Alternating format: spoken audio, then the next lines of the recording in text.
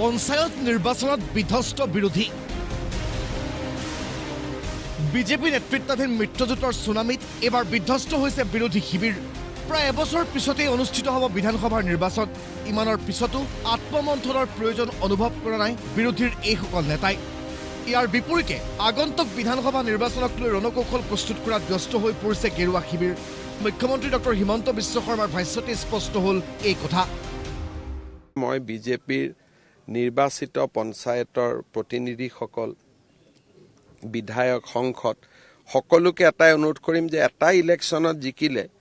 ৰাইজৰ মৰম যেতিয়া ৰাইজে আমাক মৰম দিয়ে তেতিয়া ৰাইজৰ আশা আকাংক্ষাও বাঢ়ে গতিকে আমি যাতে খুব ভাল কৰি কাম কৰোঁ ৰাইজে যাতে আমাক কেতিয়াও নাভাবে যে আমি গৌৰৱী হৈছোঁ অহংকাৰ হৈছোঁ আৰু 8 মাহ পিছত বিধানসভাৰ ইলেকশ্যন আহি আছে গতিকে এই বিজয়টোলৈ আমি যিমান ফূৰ্তি কৰিছোঁ ঠিক আছে কিন্তু ইমানতে শেষ কৰি বিধানসভাৰ কাৰণে আমি প্ৰস্তুত হ'ব লাগে এইবাৰ পঞ্চায়ত নিৰ্বাচনত বিৰোধীক বিধ্বস্ত কৰি জিলা পৰিষদৰ মুঠ 397খন আসনৰ ভিতৰত 301খন আসন দখল কৰিলে NDA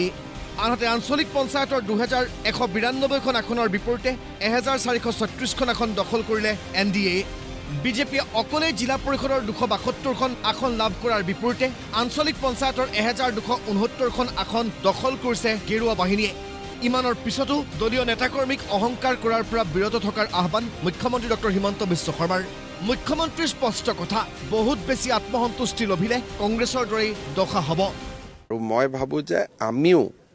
বহুত বেছি আত্মসন্তুষ্টি নলৈ আমিও খুব ৰাইজৰ সেৱা কৰি থাকিব লাগে নহলে কংগ্ৰেছৰ যি অৱস্থা হৈছে হয়তো আমাৰো হ'ব যদি আমি বহুত বেছি অহংকাৰ বা আত্মসন্তুষ্টি লওঁ ইফালে এইবাৰৰ পঞ্চায়ত নিৰ্বাচনত কংগ্ৰেছ কিয় বিধ্বস্ত হ'ল তাৰ কাৰণ ব্যাখ্যা মুখ্যমন্ত্ৰীৰ মই ভাবোঁ যে তেওঁলোকে ডেফিনেটলি পলিটিক্সতো সব পাৰ্টিয়ে ইলেকশ্যন খেলিবই তেওঁলোকে জানে যে অসমৰ ৰাইজে এতিয়া কংগ্ৰেছক আৰু ভোট দিয়াৰ মুডত নাই বহু সময় লাগিব এতিয়া নহ'ব পঞ্চায়ত নিৰ্বাচনৰ ফলাফলক লৈ APCCৰ সভাপতি ভূপেন বৰাই যি বক্তব্য ৰাখিছিল সেই সন্দৰ্ভত মুখ্যমন্ত্ৰীয়ে কয় যে ভূপেন বৰাই ঠিকেই কৈছে আগন্তুক বিধানসভা নিৰ্বাচনতো চৰকাৰী পক্ষই আশীৰ্বাদ পাব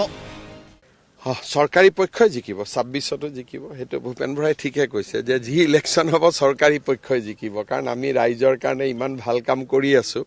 গতিকে যিটো ভূপেন বৰাই কৈছে লোকসভাতো আমি জিকিছো মিউনিচিপালিটিটো আমি জিকিছো বাই ইলেকশ্যনতো আমি জিকিছো পঞ্চায়ততো আমি জিকিছো আৰু নিশ্চয় বিধানসভাতো ৰাইজে আমাকে আশীৰ্বাদ দিব চৰকাৰকে আশীৰ্বাদ দিব ইপিনে ৰাইজৰ দলৰ সভাপতি তথা বিধায়ক অখিল গগৈয়ে উজনিত পঞ্চায়ত নিৰ্বাচন চিৰিয়াছলি খেলা নাছিলো বুলি যি বক্তব্য আগবঢ়াইছিল সেই সন্দৰ্ভত মুখ্যমন্ত্ৰীৰ ভাষ্য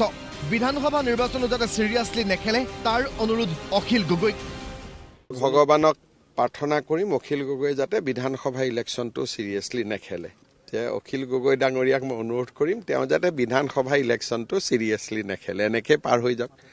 আৰু কোনটো ইলেকশ্যন চিৰিয়াছলি খেলিব তেওঁ নিজে চিন্তা কৰি লওক ব্যুৰো ৰিপৰ্ট প্ৰতিদিন টাইম